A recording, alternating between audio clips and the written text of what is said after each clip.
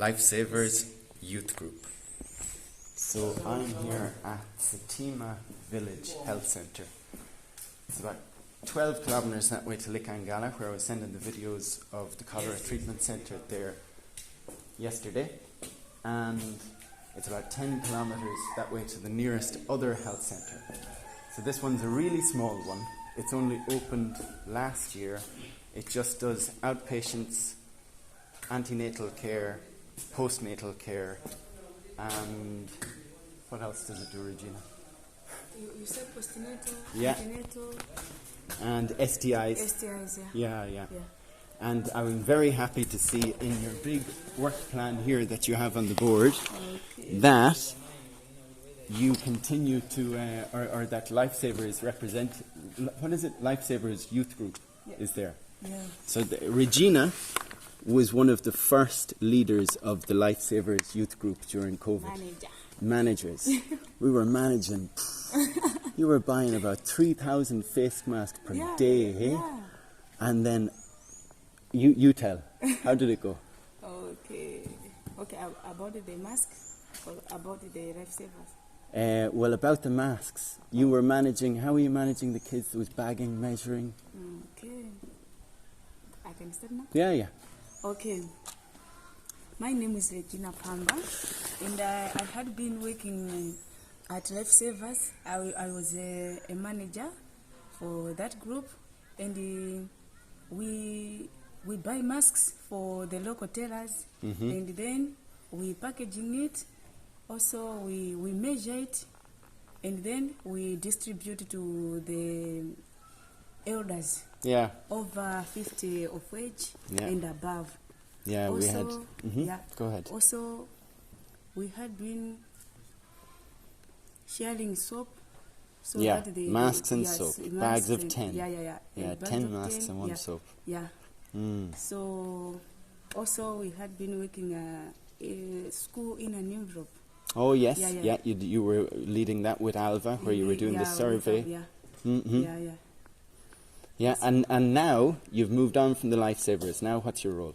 Okay, so now I'll move out for not move. No, but you've got a professional role here in the Ministry of Health. Yeah. So now I'm working at the Sitima Health Centre. Yeah. And what do you do? As a cashier. I'm working as a cashier. Yeah. And as a very good record keeper as well. Yeah, because I learned from the Lifesavers. So now. It's easier to me to keep the records. Alva will be happy with that. And I'm dropping in today because our support for the antenatal care that's provided here, it's just run out. You finished the money that we gave in December. Yeah. Can you explain how that money is used? Okay. Now, as we had said that we are doing antenatal services, and then we supported with even 80%. Yeah, because we charge 1,000 per women for antenatal women, but even support 80%, which is 800 each. Yeah, and then as you explained to me at the start, and as Fresco explained to me, your colleague, that because the nearest clinic is 10 kilometres that way for one, and the other one there, people don't come here because they had to pay a small amount just to keep the health centre solvent or operational. And so they weren't walking that far to the other clinics. But now they're coming here. How many did you have in December? 21. 21. Yeah. That's great. That's great.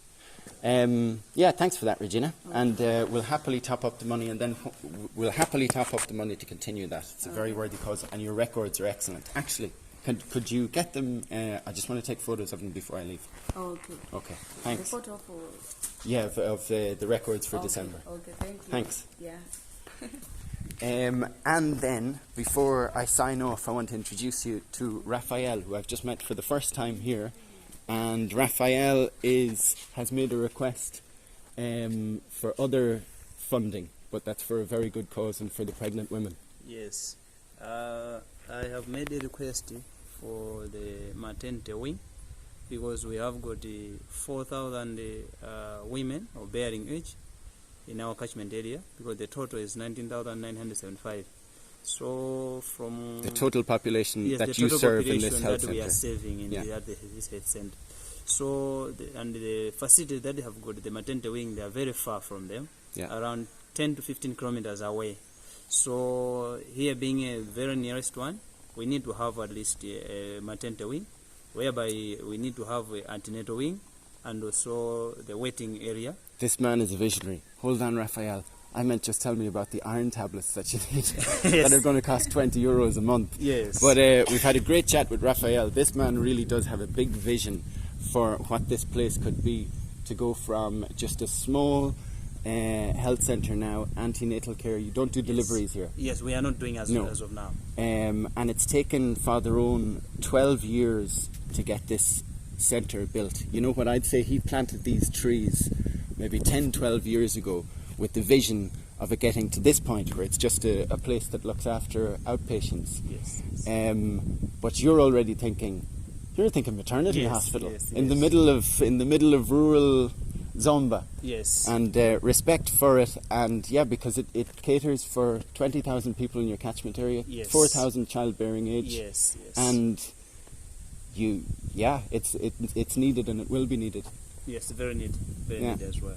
But for now, sorry, this is just what we can start with. Yeah. Is you were saying that what we can start with to support. You were saying that the women here, pregnant women, you have supply chain breaks for some iron supplement, yeah? Yes, we do provide the iron supplement every month once the woman has come to attend the service. From the time she has started, we give 30 tablets for 30 days. The next time she came, she get another 30 tablets until she finishes until delivery, which is 9 months. Okay. It means 30 times 9 is close to 300 tablets 300 that the woman tablets. has to get.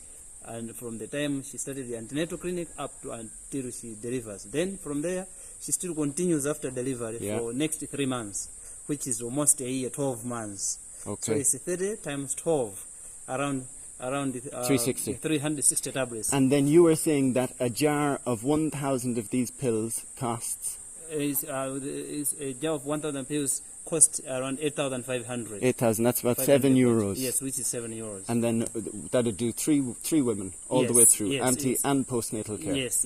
Well three then, women. sure then, Yes. that's what You- €2.50 Yes, per woman yes, to have her yes, iron supplements €2.50 covered. per woman, yes. Well, while you have supply chain breaks from the Ministry of Health, I think that's a cost that we would be happy to cover to Okay. support with. Yeah. Yeah, and then Regina, sure, will do the perfect bookkeeping at the end of every month Yes. of who received it. Sure. Perfect. Yeah. Okay, and then before I sign out, one last thing, Raphael. It's about cholera. Yes. We discussed the fact that you've had one case here so far. Yeah, so far in our catchment area, we have got one case, a confirmed case, of which was treated to the other facility, 10 kilometers from here. So our because we don't have a treating tent whereby we can help our patients. So I was suggesting if we can have an area, we can put a slab. It's around 11 meters by 7. We can walk around, maybe over here. Yeah, so it's where we needed to erect the tent so that we can help the patients. So our plea is to be helped in terms of the resources to build the area, like the cement and the bricks, and also the tent itself, so that we can have a tent whereby we can help the patients. And also we don't have the beds, the designed beds for cholera patients. We tried to rob it from the DHO, but they don't have. Yeah, well, I can tell you that I'm in the WhatsApp group now with the DHO and the DMO, and they are struggling to find them, and it's 350,000 kwacha per Yes, cholera bed. so they don't have. So, So as of now, we are in the time of the cholera, whereby if we can have another patient, we are going to assist using this shed, where it's not the convenience for the patients, but for the sake of emergency. So what Yeah. we can use. But this is currently the under 5 clinic. yes, this is the under 5 clinic. It means if we are going to use as a cholera treatment area, the under 5 clinic is going to be suspended. which is it can also hinder the services that we are supposed to provide to the under 5 children. So we are in need of a place whereby we need to be using for the chorea treatment, the tent, so that we can operationalize properly. Yeah. As And then the protocol you were saying for cholera treatment is that wherever the patient... We are not supposed to leave a cholera patient as a healthy protocol. Yeah. Because, first of thing, we don't have transport as an ambulance at this facility. It means referring a cholera patient, we are going to refer with the patient and the guardians and their own transport. Now, the guardians, they can't know how to handle a cholera patient because cholera is a contagious condition, whereby if we are not taking care, everybody can contact it and you can suffer from cholera. So, as per health protocols, cholera patients must be treated and discharged at the facility. But the problem is we don't have the resources that can help us to maximize the treatment of such patients. So that's the challenge that we have as of now. Okay. Sure. Thanks very much for the explanation. You are welcome. Cheers. Thank you.